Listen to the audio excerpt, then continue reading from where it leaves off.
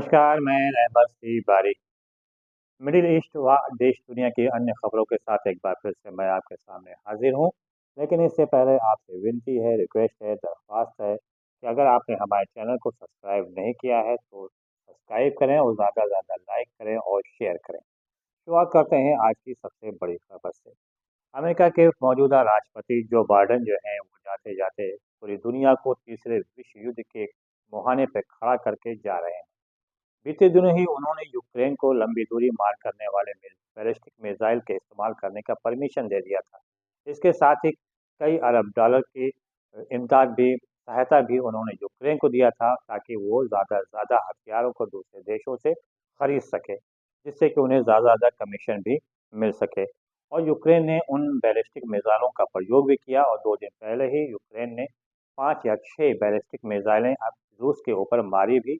लेकिन रूस की तरफ से ये कहा गया है कि उसने बैलिस्टिक मिसाइलों को अपने जो मिसाइल डिफेंस सिस्टम है उससे उसने उनको रास्ते में ही मार गिराया, उससे किसी प्रकार का कोई नुकसान नहीं हुआ। लेकिन इसके साथ ही पुतिन ने बड़ी धमकी दे दिया है कि अभी तक वो ये कहता चला रहा था कि अगर इस युद्ध के अंदर नाटो या अमेरिका शामिल होता है और उसके हथियार हमारे ऊपर प्रयोग किए जाते हैं तो फिर वो आज़ाद रहेगा न्यूक्लियर हथियारों का प्रयोग करने के लिए। ऐसे में पुतिन ने सीधे तौर पर ये इशारा कर दिया है कि अब वो न्यूक्लियर हथियार जो हैं उनका प्रयोग करने जा रहा है, यूक्रेन पे भी कर सकता है और नाटो देशों पर भी कर सकता है। इसका जो रिज़ल्ट है, परिणाम है, वो भी देखने को मिल रहा है क्योंकि डेनमार्क हो या फिर इसके अलावा स्वीडन हो, नॉर्वे हो, वहाँ पर बाकायदा पम्पलेट और बुकलेट का वितरण किया जा रहा है और जो लोग हैं उनको ईमेल भी किया गया है कि वो अपने-अपने घरों में कम से कम 1 सप्ताह की दवाई है और खाद्यान्न है, उसको अपने यहाँ इकट्ठा कर लें, स्टोर कर लें। डेनमार्क में तो बाकायदा प्रशिक्षण भी दिया जा रहा है और कहा जा रहा है कि अपने-अपने घरों में दवाओं के साथ-साथ खाद्यान्न भी इकट्ठा कर लें ताकि अगर न्यूक्लियर हथियारों का प्रयोग होता है तो 3 दिन का आपातकाल लगाया जाए, ऐसे में किसी को किसी प्रकार की कोई परेशानी ना हो। हमारा कहना है कि अगर किसी को इस खबर की पुष्टि करना है और किसी को ज़्यादा समस्या हो रही हो कि हम ये खबर गलत बता रहे हैं, तो वो ट्विटर पे जाए, ट्विटर हैंडल पे जाए और स्वीडन, डेनमार्क और नॉर्वे के जो अखबार हैं, उसको भी वो खोल के देख सकता है, बाकायदा वहाँ पर लिखा भी गया है। क्योंकि कुछ लोगों को ज़्यादा दिक्कत भी होती है हमारी खबरों से क्योंकि हम सच्चाई सामने ले जाते हैं।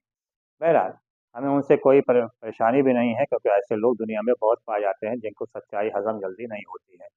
बहरहाल, फिलहाल रूस ने जिस प्रकार से धमकी दिया है उसका असर पूरी दुनिया पे अब देखने को मिल रहा है। दुनिया के जो अन्य देश हैं उनमें चिंता भी व्याप्त हो गई। ख़ास तौर से जो नाटो देश हैं उन्हें चिंता व्याप्त होने लगी है कहीं ऐसा ना हो कि न्यूक्लियर हथियार का प्रयोग होना प्रारंभ हो जाए और अगर ऐसा होता है तो तीसरा विश्व युद्ध प्रारंभ हो सकता है। क्योंकि अगर बात किया जाए उससे पहले वाले विश्व युद्धों में तो उसमें यही लोग थे, यही देश थे, यही सब कुछ था और अब भी वही लोग हैं, वही देश है, वही सब कुछ ऐसा नज़र आ रहा है।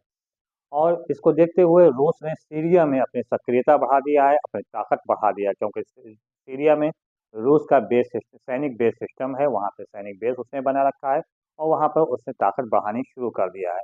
और ऐसा माना जा रहा है कि अगर इज़राइल ने हमला किया है तो रूस सीरिया से अपने बेस से फिर इज़राइल और अमेरिका के साथ-साथ अन्य नाटो देशों के जो सदस्य हैं, देश हैं, वहाँ पे वो हमला करेगा।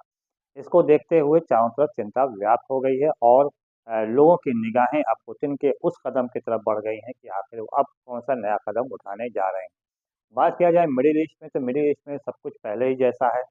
इज़राइल और लेबनान के बीच चाहे वो मिसाइल हो, रॉकेट हो, उसका आदान-प्रदान लगातार हो रहा है। इज़राइल जो है वो लगातार गज़ा हो या फिर लेबनान की जो बस्ती है, शहरी बस्ती है, वहाँ पे लगातार बम वर्षा कर रहा है और आम नागरिकों को मार रहा है। ये कहते हुए कि ह्यूमन शील्ड का प्रयोग कर रहे हैं हिज़्बुल्लाह के लड़ाके। तो वहीं दूसरी तरफ बात करें हिज़्बुल्लाह की तो उसकी तरफ से भी लगातार रॉकेट और मिसाइल, ड्रोन से हमला इज़राइल के ऊपर किया जा रहा है, ख़ास तौर से तेल अवीव के ऊपर। इधर बीते 24 घंटे में कई रॉकेट तेल अवीव के तरफ मारे गए हैं, हिज़्बुल्लाह ने मारा है, उसके वीडियो फुटेज भी सामने आए हैं और मैं क्योंकि ऐसे वीडियो जो फुटेज हैं उसको यूट्यूब के जो सिस्टम है, उनका नियम है, उसके अनुसार मैं आप तक उसको नहीं दिखा सकता क्योंकि कॉपीराइट हो जाएगा जिससे हमारा चैनल बंद हो सकता है। इसलिए अगर किसी को दिक्कत होती है कि क्या सही है, क्या गलत है, तो वो जाए और जो लेबनान की जो वेबसाइट है वो या फिर जो इज़राइल की वेबसाइट है वहाँ जाके उसको देख सकता है, ताकि उसको सच्चाई का पता लग जाएगा। बहरहाल एक तरफ हमला हो रहा है दोनों तरफ से, दूसरी तरफ सीज़फायर की भी बात चल रही है। अमेरिका की तरफ से एक डेलीगेट लेबनान में मौजूद है और वो सीज़फायर की बात कर रहा है। माना जा रहा है कि लेबनान और इज़राइल में सीज़फायर होने की संभावना बढ़ गई है और हो भी जाए तो ज़्यादा अच्छा है, क्योंकि युद्ध किसी भी मायने में सही नहीं है, क्योंकि इसमें ज़्यादातर बेगुनाहों की मौत ही होती है और लोगों को नुकसान बड़े पैमाने पर होता है।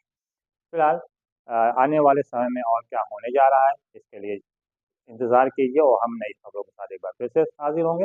तब तक के लिए जय हिंद, जय भारत। Yeah.